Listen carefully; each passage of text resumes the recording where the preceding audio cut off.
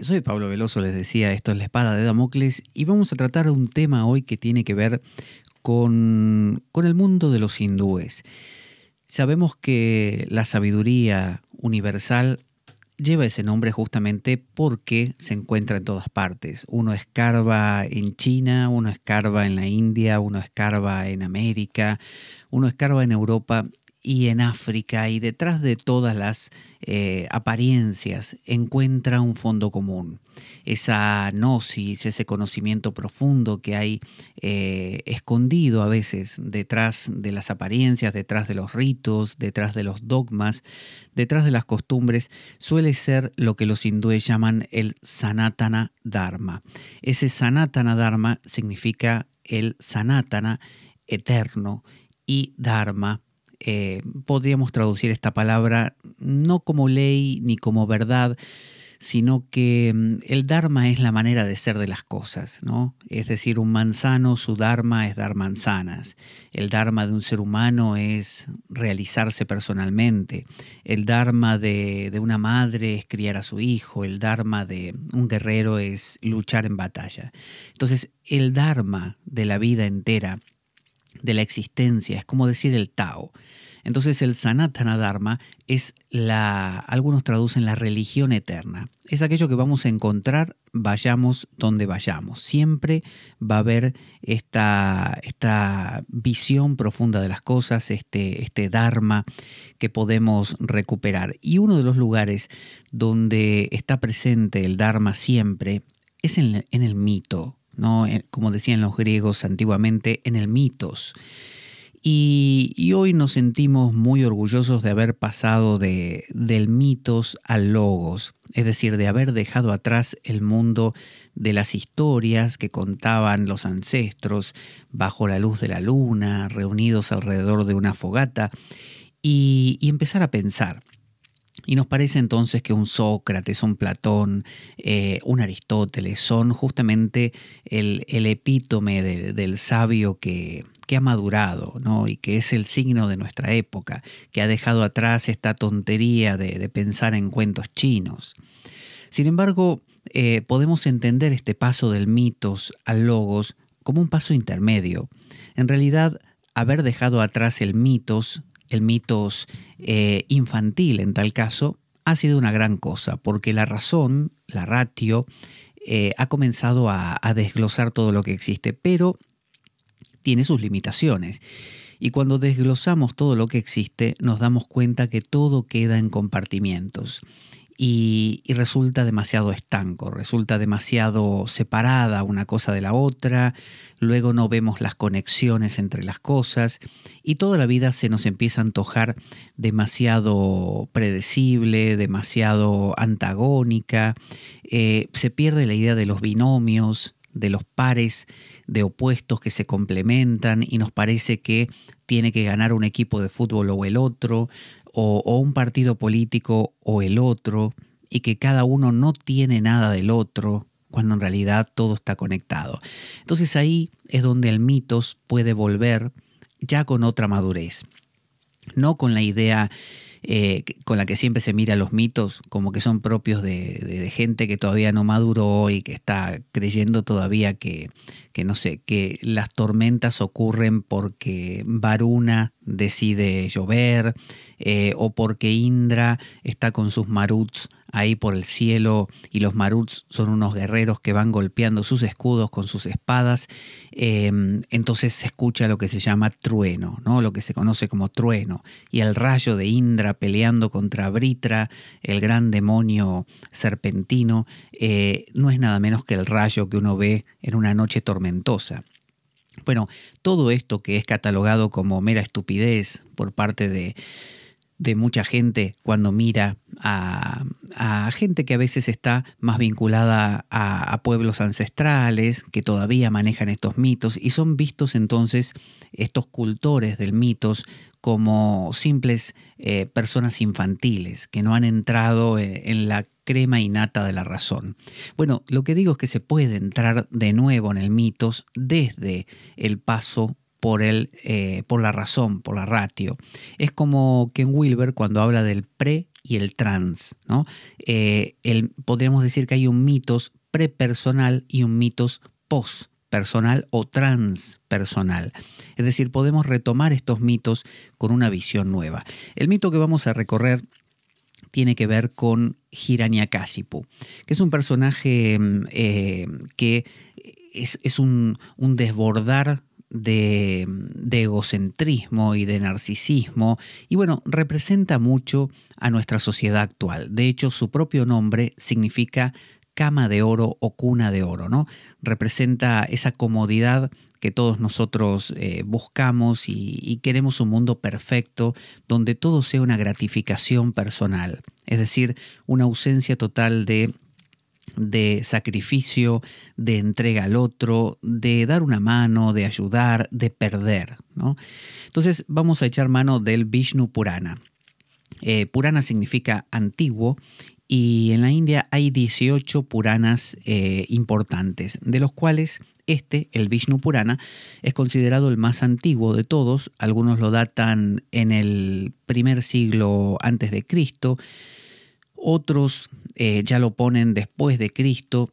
Sin embargo, la idea de que proviene del siglo I antes de Cristo, el siglo I antes de Cristo, tiene sentido por el hecho de que en este Purana se profetiza que va a haber ciertos reyes con nombre y apellido, digamos, que justamente existieron en ese primer siglo. O sea que si se profetiza esto, se entiende que tuvo que venir antes o por lo menos un poquito después, como para hacer parecer que realmente acertó con la profecía, ¿no? Cosa que es muy común en los libros sagrados y en las dataciones de estos libros sagrados.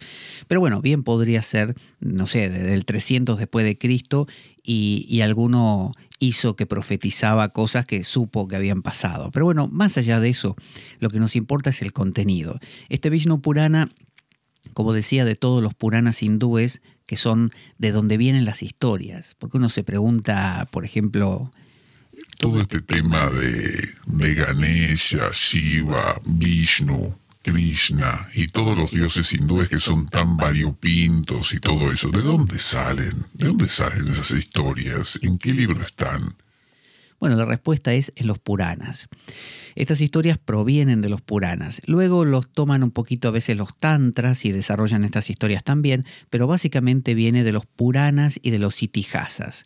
Los Puranas son estos 18 principales, llamados Vishnu Purana, Matsya Purana, Linga Purana, Shiva Purana, Devi Purana,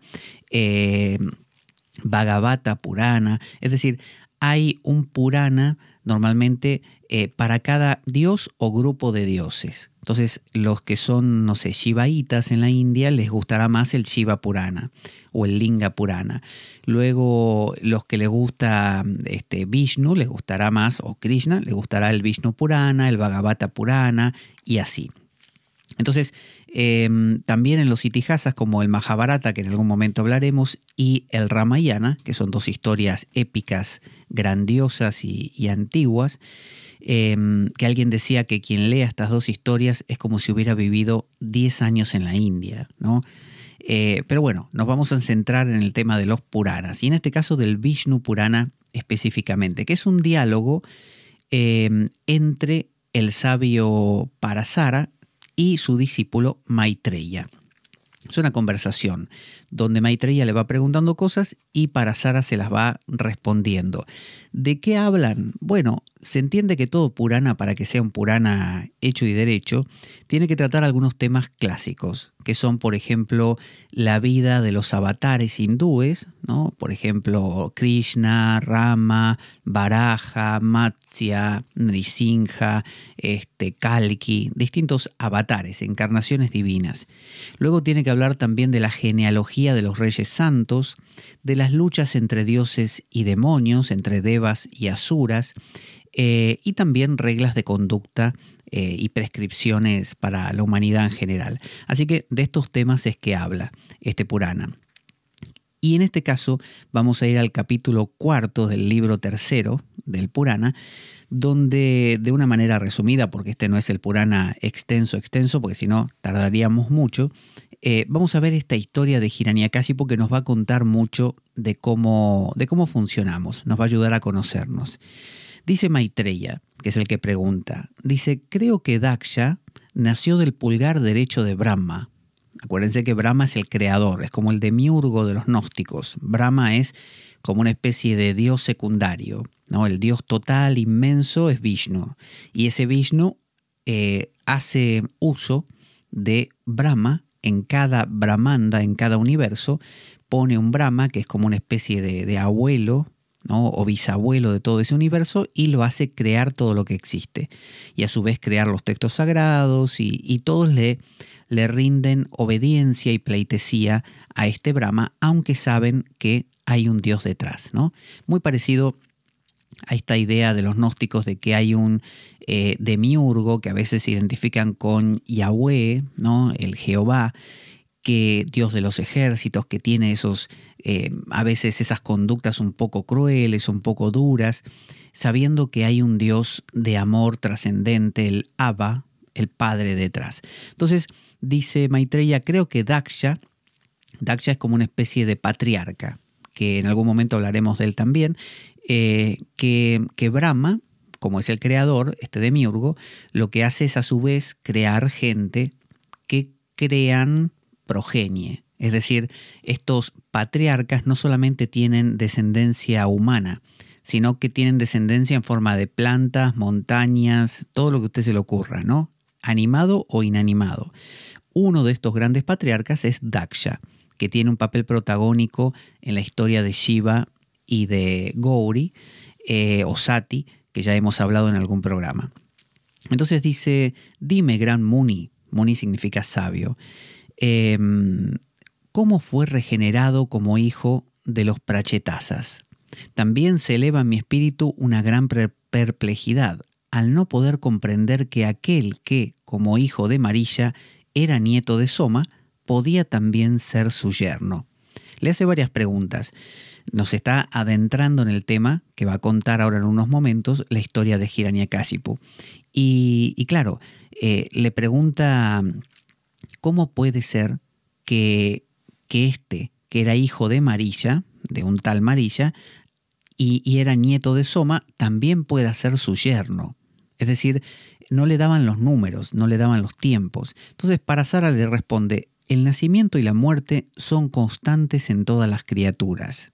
Ya está planteando el tema de la impermanencia, como que todo está cambiando, que nada permanece mucho tiempo igual. No solamente criaturas vivas, todo, se refiere a que todo está en movimiento. Ahí nos está hablando ya de que no hay una identidad fija, que nada es lo que es, sino lo que está siendo. Es decir, usted no es usted, no es un usted fijo, es un usted que está modificándose y que mañana vaya a saber lo que es.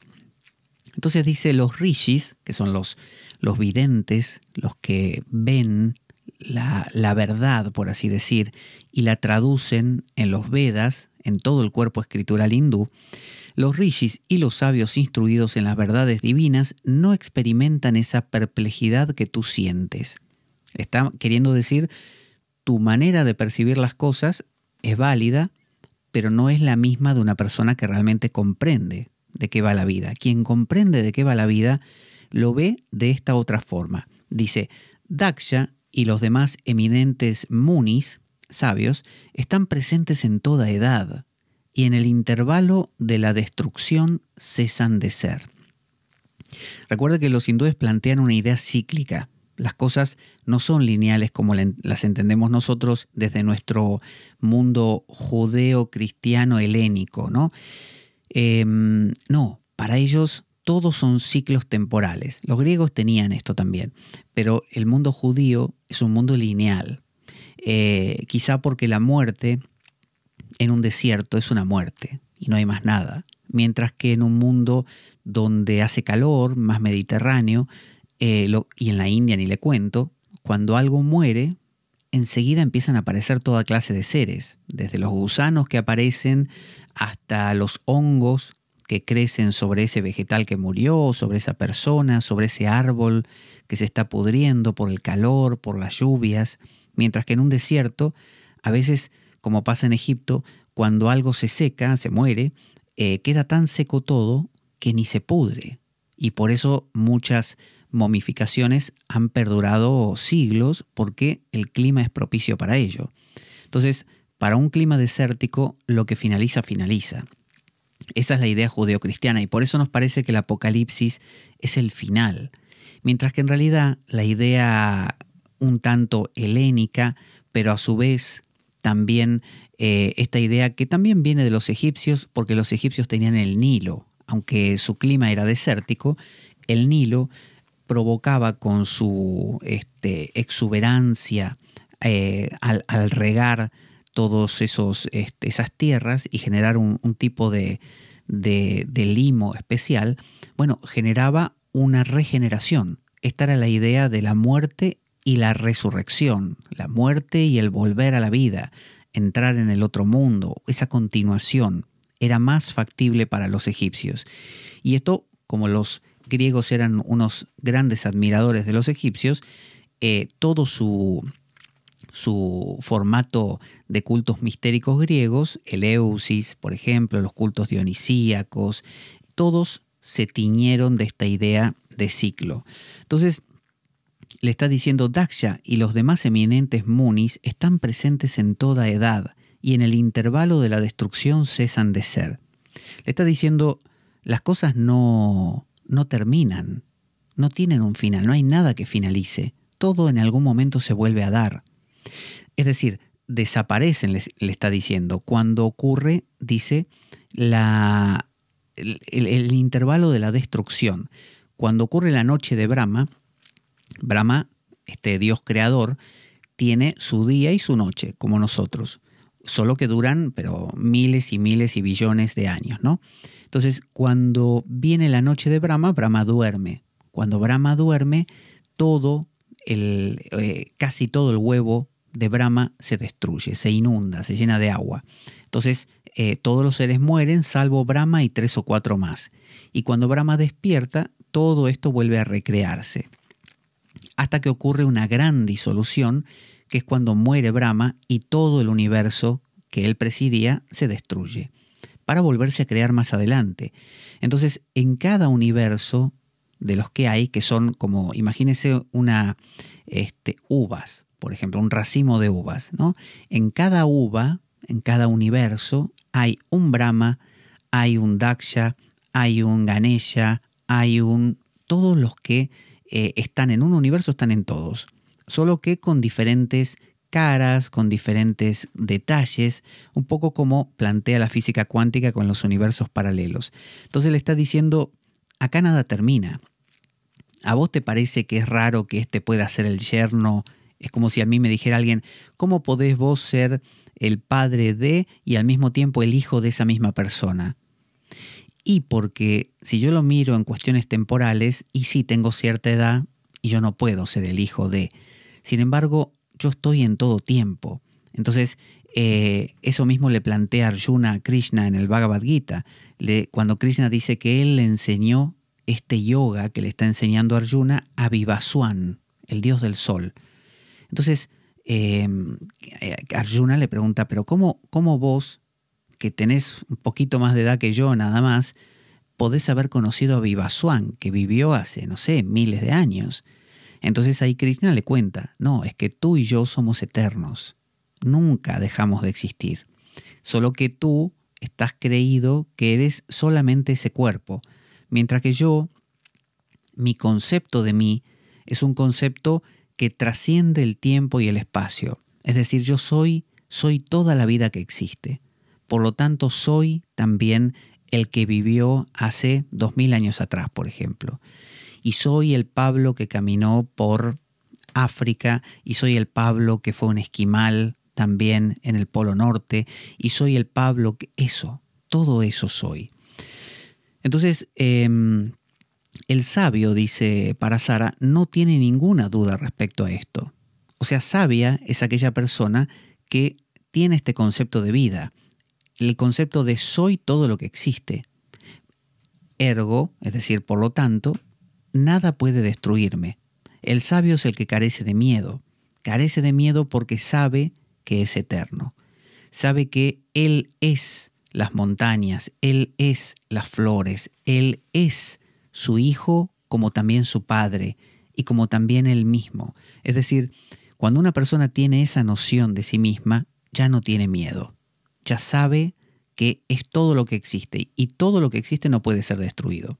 Uno puede entender que destruye, no sé, una flor, o no sé, o matar un animal o una persona, pero no puede destruir toda la vida.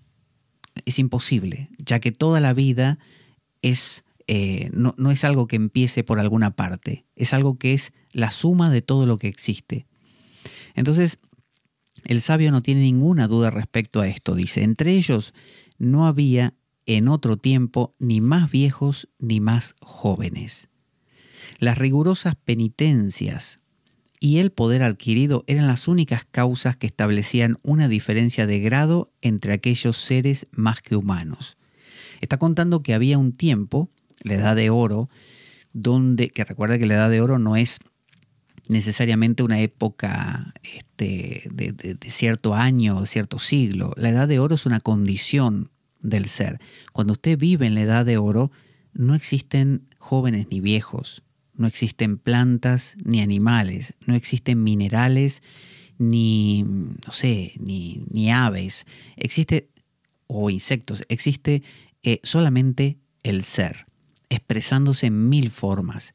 Esto no quiere decir que usted en esa época o cuando está en esta condición no preserve su cuerpo, es decir, va a cruzar una calle y no tenga el cuidado de que no lo atropellen. Lo tiene, pero a su vez tiene la conciencia muy clara de que usted es todo lo que existe. Y cuando se da una edad de oro exteriormente, es decir, cuando hay mucha gente que tiene y comparte esta misma postura de vida, bueno, se da un equilibrio espléndido, un equilibrio genial, porque no hay esta opresión mutua, estas ganas de aplastar al otro, de cortarle la cabeza para ser más alto, ¿no? Porque veo que hay gente que es más alta que las demás simplemente porque crece, y otras personas que son más altas que las demás cortando la cabeza ajena. Es decir, prefieren cortar cabezas para sentirse más altos. Esa es otra manera y muy común, por desgracia. Entonces, está hablando de una edad de oro, una condición que uno puede tener, donde uno ve a todo lo que existe como uno mismo. Porque uno cambió el punto de identificación. Ya no se identifica con yo, Pablo Veloso. Ahora no es que no está más Pablo Veloso, sigue estando. Pero ahora soy Pablo Veloso y todo lo demás. Y todo lo demás. Y cuanto más ensancho mis fronteras, menos miedo tengo. Más a gusto me siento.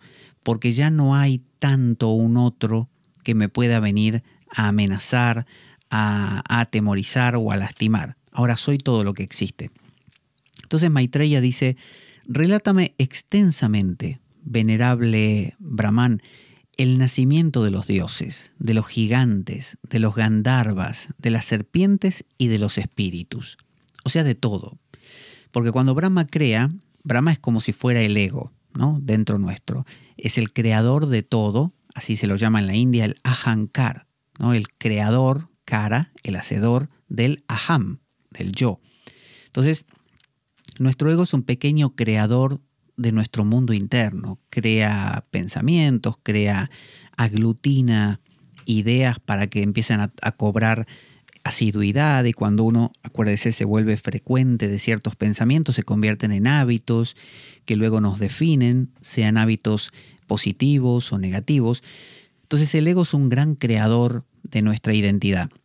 Entonces se está preguntando cómo ese ego crea, le está diciendo cómo crea un ser humano todo lo que es, todo lo que piensa, todo lo que siente. ¿Cómo es que diría alguien, amuebla su interior? Como cuando uno le dan una casa vacía y le dicen, mira, acá tenés la casa, ponele los muebles que más te gusten, a tu manera, a tu gusto, a tu estilo. Eso es amoblar. Usted al amoblar está creando una huella, ¿no? El que entra a esa casa dice, esta es la casa de fulano, se nota.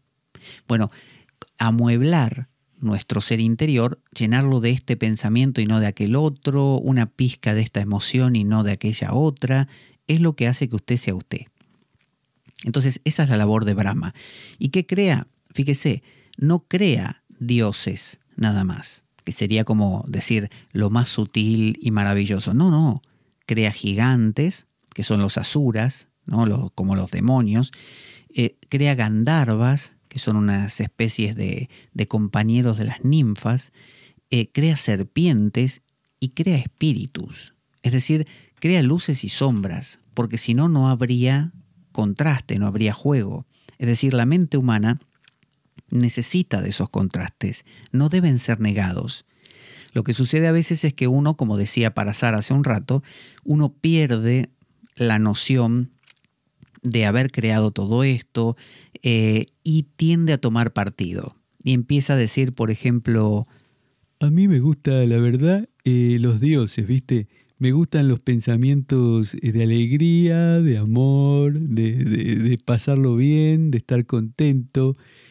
No me gusta mucho la del tema de los demonios, de los gigantes, ¿viste?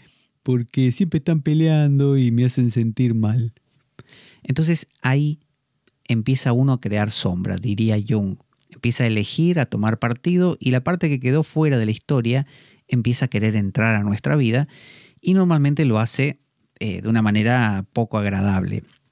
Entonces Parasara, el sabio, dice, ahora sabrás cómo Daksha, que es la mano derecha, por así decir, una de las manos derechas de Brahma, de nuestro ego, ¿no? Uno de los esfuerzos que hace el ego por crear orden, creó las criaturas vivientes, siguiendo las órdenes de Brahma, del ego. Viendo que la raza nacida de su voluntad no se multiplicaba, se determinó, a fin de asegurar su crecimiento, a establecer el comercio de sexos como medio de multiplicación de las razas. Es decir, fíjese, Daksha creó primero, ¿no? Nuestro ego, Brahma, hace un esfuerzo, se va extendiendo, va creando patrones de pensamiento, Daksha, para generar más, ¿no? Para generar más patrones, más hábitos, todo lo que usted diría es mi personalidad, todo lo que lo constituye. Pero para que eso dé frutos, fíjese, tiene que haber comercio entre los sexos, es decir, tiene que haber claros y oscuros. Daksha se dio cuenta que si creaba, no sé, la jirafa macho y nada más, no se iba a reproducir. Es decir, si usted crea un pensamiento súper bonito, ¿no? Pero no crea su opuesto, el pensamiento de, no sé, qué hermoso es el amanecer, si no crea un pensamiento que diga qué horrible es el amanecer, lo detesto, ese amanecer no se va a disfrutar. Es decir, no va a haber ahí un crecimiento, se va a estancar la cosa. Usted va a dejar de sentir que el amanecer es maravilloso. La única razón por la que usted siente que, no sé, respirar aire puro es genial es porque le ha pasado en varias ocasiones que no ha respirado aire puro, sino aire viciado. Entonces, cada vez que respira aire puro, se acuerda de lo feo que era respirar aire viciado y dice para sus adentros, respirar aire puro es maravilloso, es lo mejor que te puede pasar, ¿eh? Mira, ay, qué puro está este aire, cómo me gusta. Entonces, fíjese, por contraste, eso descubrió Daksha. Es decir, nuestra mente va notando que necesita esa interacción.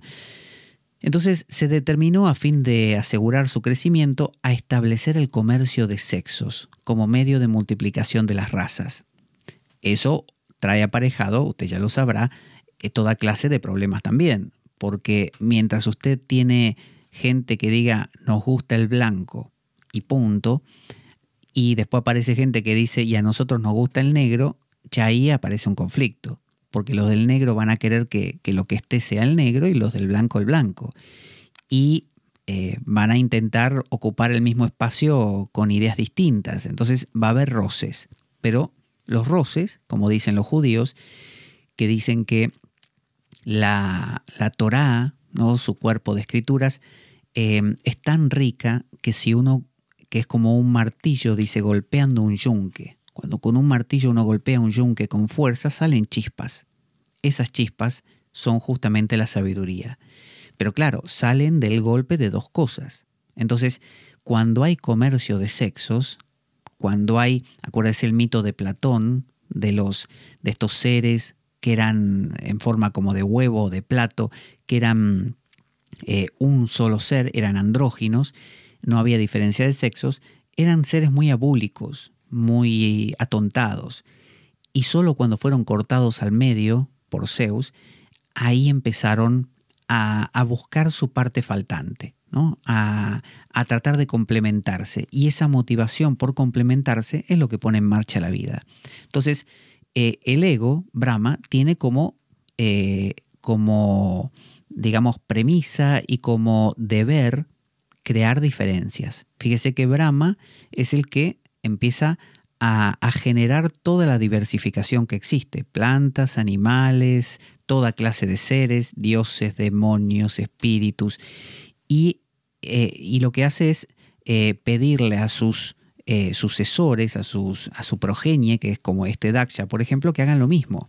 Solo que Brahma es como si fuera el presidente y Daksha un gobernador, y a su vez por debajo de Daksha hay otros que serían como el alcalde y después el jefe barrial y así.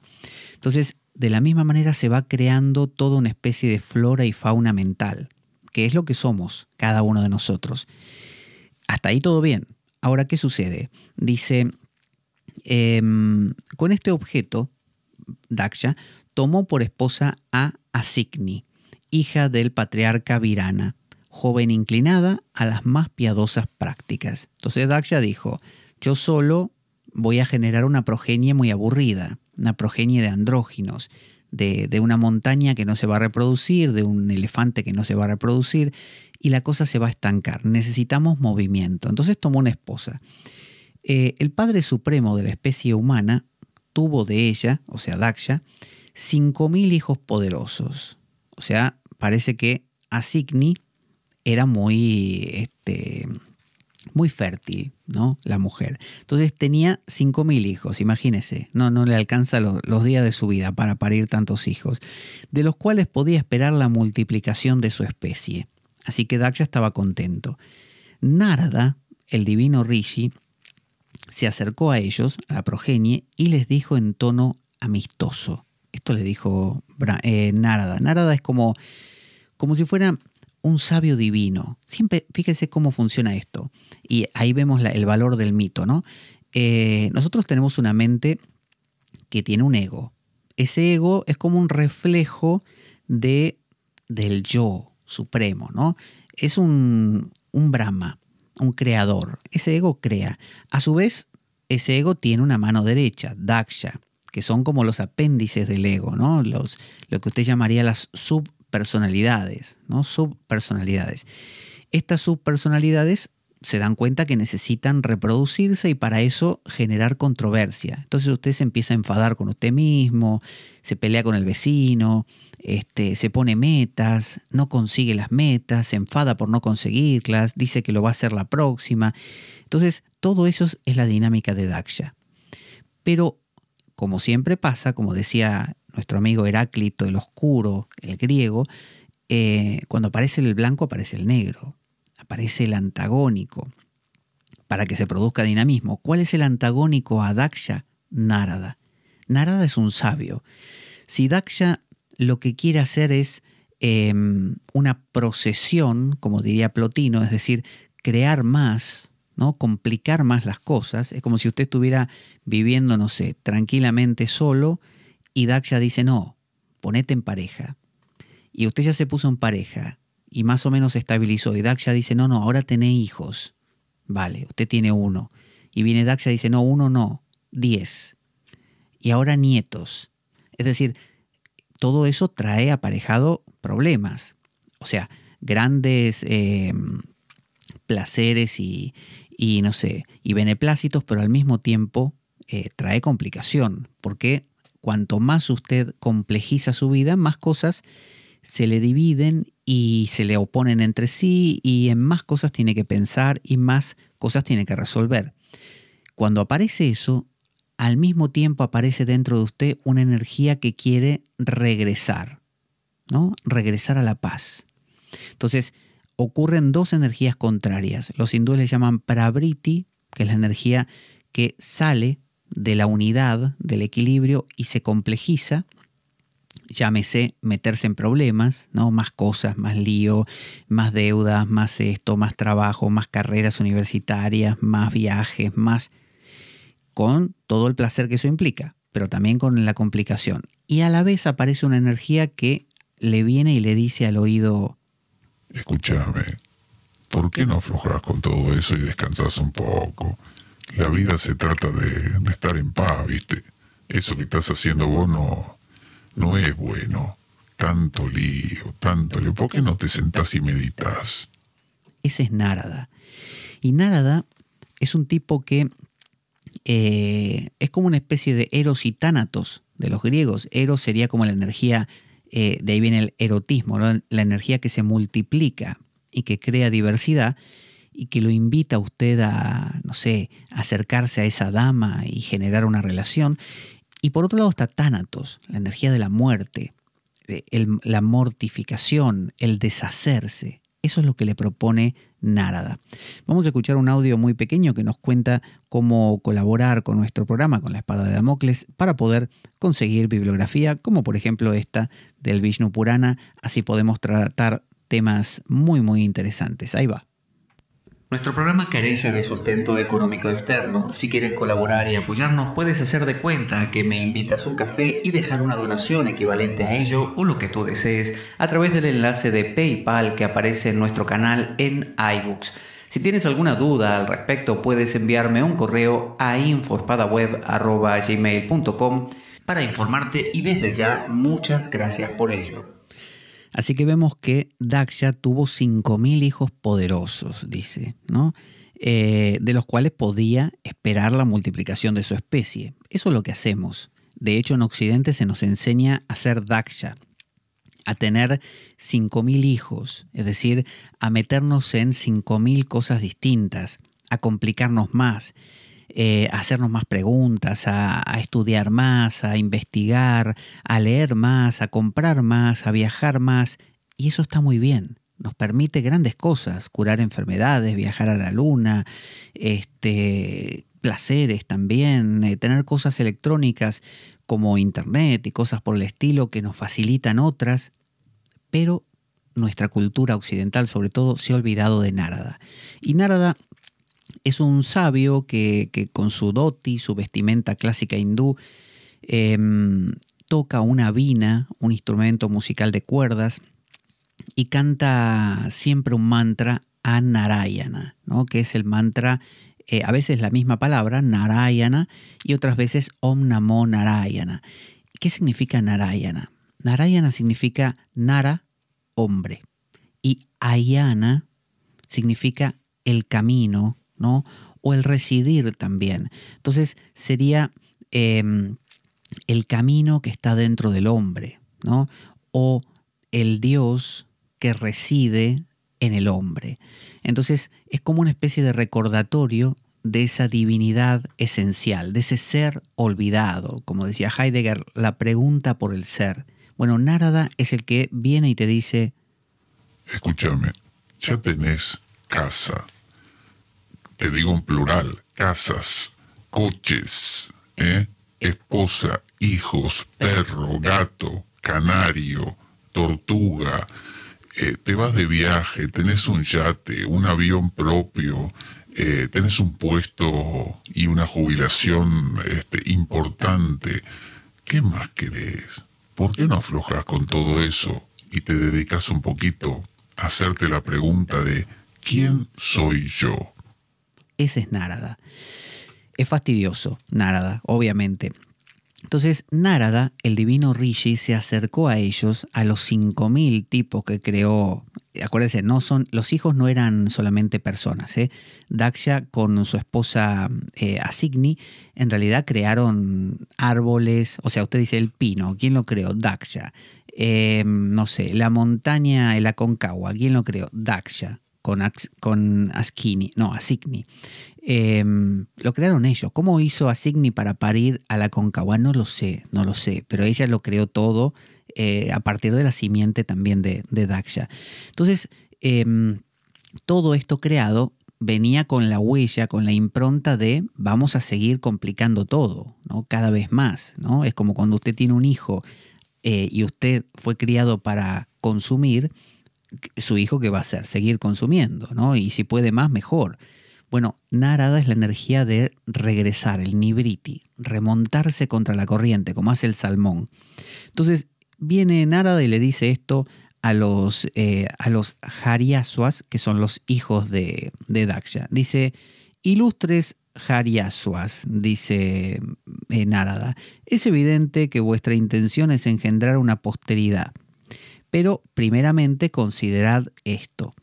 Vosotros que como unos insensatos no conocéis el medio, ni la altura, ni la profundidad del mundo, claro, los habían creado hacía un rato, no debéis propagar vuestra raza. Cuando vuestra inteligencia no esté perpleja por el intervalo, la altura ni la profundidad, no contemplaríais el término del universo.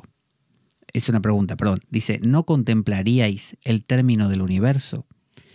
Entonces les está diciendo que ellos en realidad no saben de qué va la cosa, que sería muy tonto que se dediquen a reproducirse cuando no saben ni por qué fueron creados, ni de dónde salieron, no se hicieron las preguntas básicas.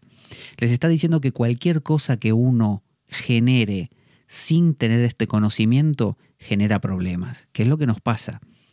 Todos pensamos, todos complicamos los pensamientos, todos agregamos más cosas, todos hacemos, viajamos, compramos, vendemos, amamos, odiamos y nadie sabe por qué. Lo hacemos y finalmente nos morimos. Y no tenemos ni idea ni inicialmente por qué, para qué, cómo, siquiera. Es simplemente una inercia. Entonces por eso les pregunta, cuando vuestra inteligencia no esté perpleja por el intervalo, la altura ni la profundidad, fíjese que Chuang-Tzu, un sabio chino, decía que el gran problema vino cuando surgieron las 5 notas musicales. El gran problema vino cuando apareció la escritura. El gran problema vino cuando apareció el debes y el no debes.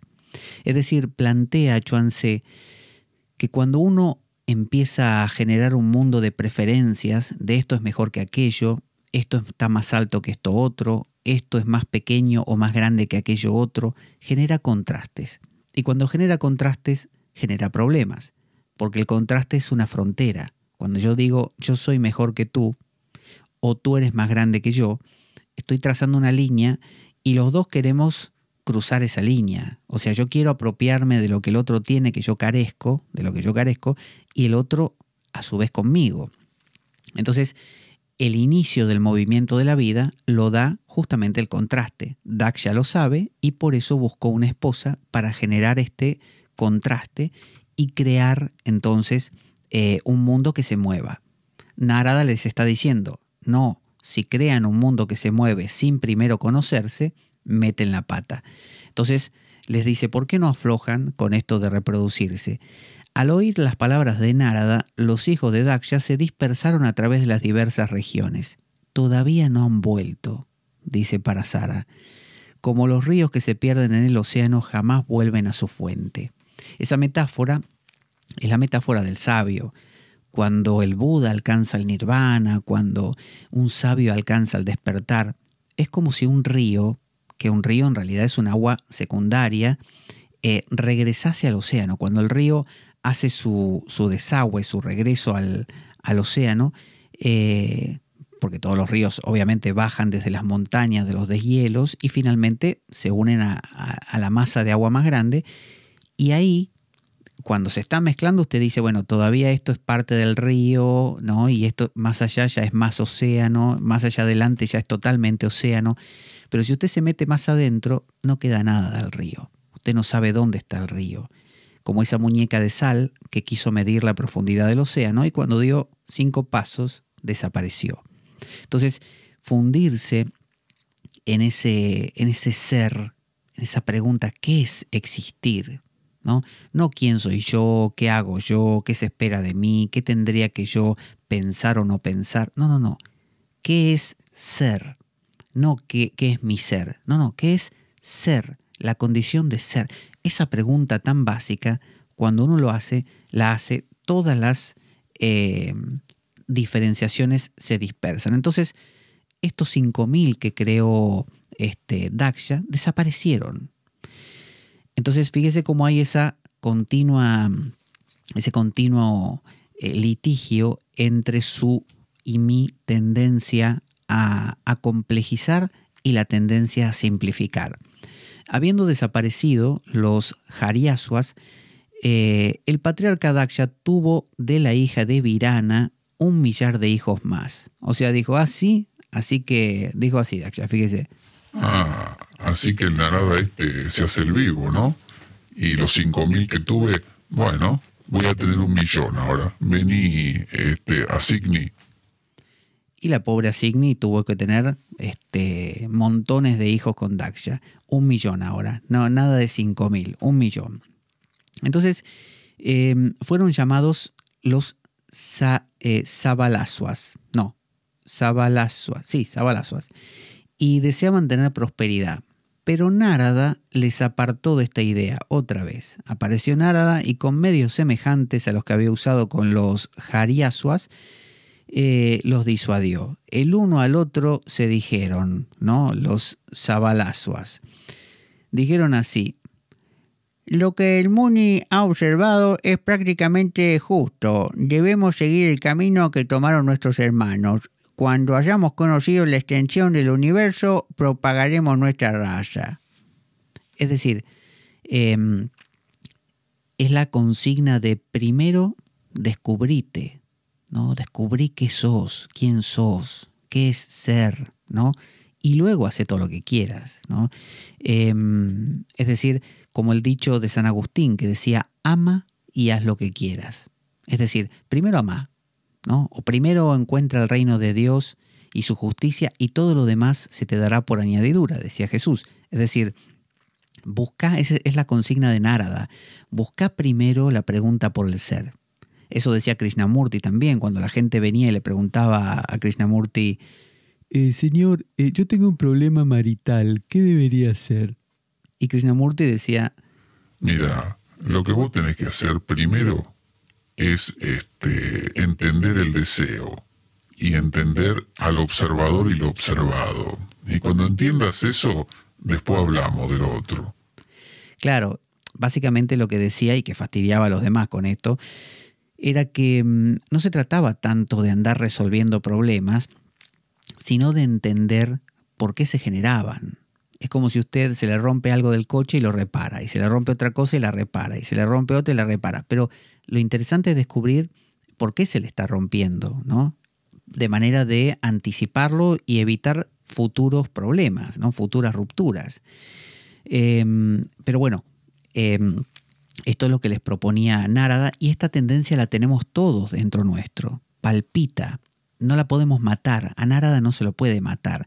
Y fíjese qué curioso que aunque hay un Daksha en cada universo, como si fuera un racimo de uva, en cada uva hay un Daksha y en cada uva hay un Brahma, no pasa lo mismo con Narada. Narada es el mismo, es uno solo para todos los universos. Y él va rebotando entre uva y uva, por así decirlo, y va contando esta misma historia en cada una de ellas, disuadiendo a la gente, llevándolos por el camino de la renuncia, digamos, del regreso, diría Plotino, de ese arrepentimiento, de ese regreso al origen, ¿no? Como los cristianos cuando dicen me arrepentí de mis pecados y regreso a Dios, ¿no? Fui lavado por la sangre de Cristo. Es una manera de decir estoy regresando al origen. Bueno, Narada es aquel que nos habla, pero aparece de vez en cuando. Claro, quizá hoy no está en nuestro universo, está en el de otro. Y Narada entonces no va a manifestarse. Sin embargo, él viaja, estamos hablando en metáforas, a la velocidad de la luz.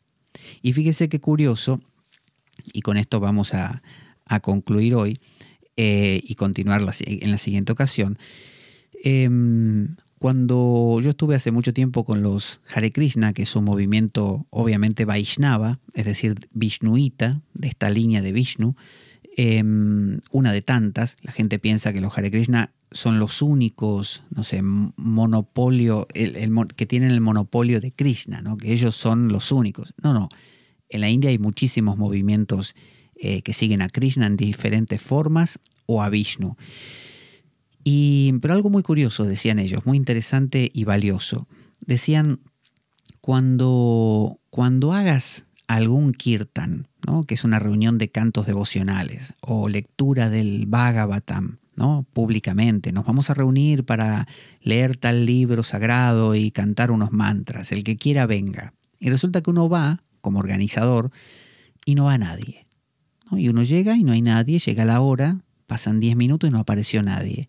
Entonces, ¿qué hace uno normalmente cuando da una conferencia y no viene nadie? Se va a su casa. Sin embargo, eso implicaría que uno no está en el ámbito mítico. Cuando uno vive en el mitos, hay hadas, duendes, salamandras, ondinas, ¿no?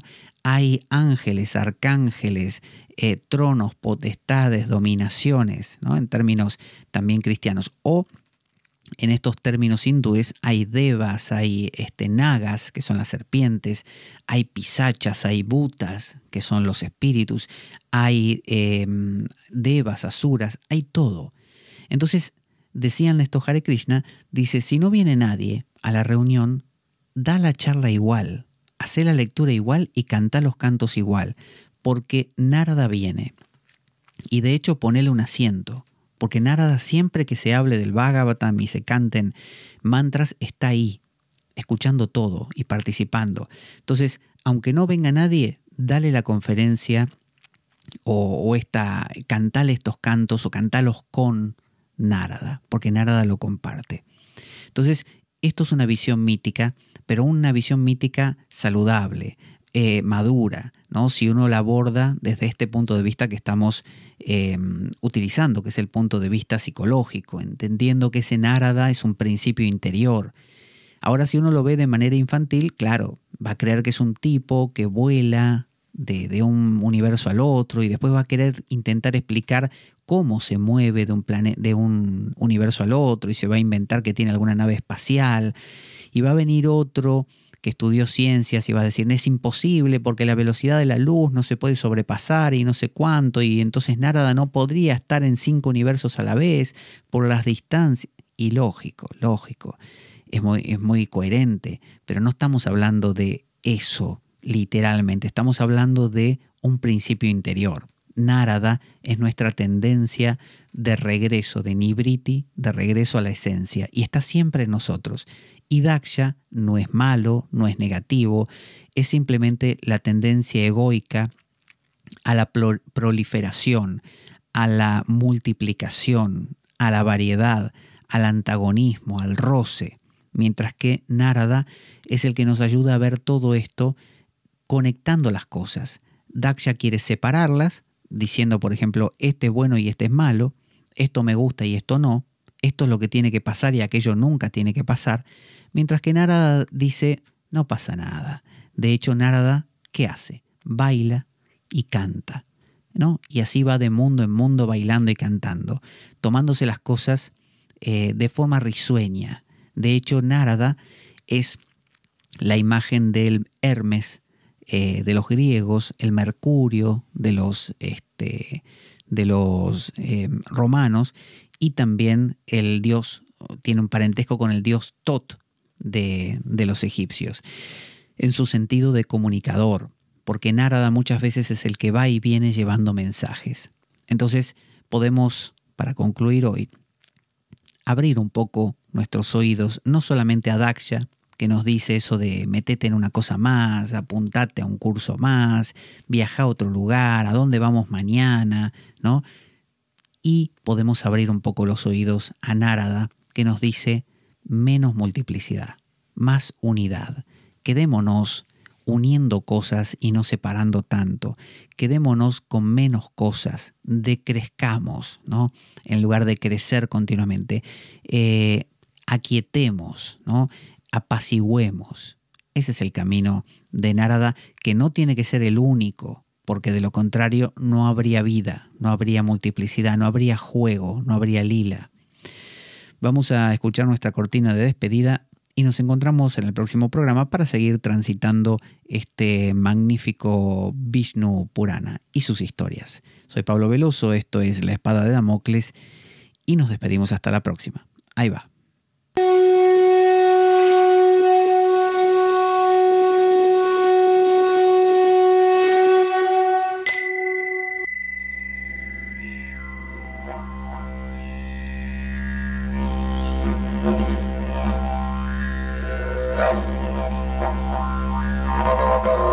La Espada de Damocles. Conduce Pablo Veloso.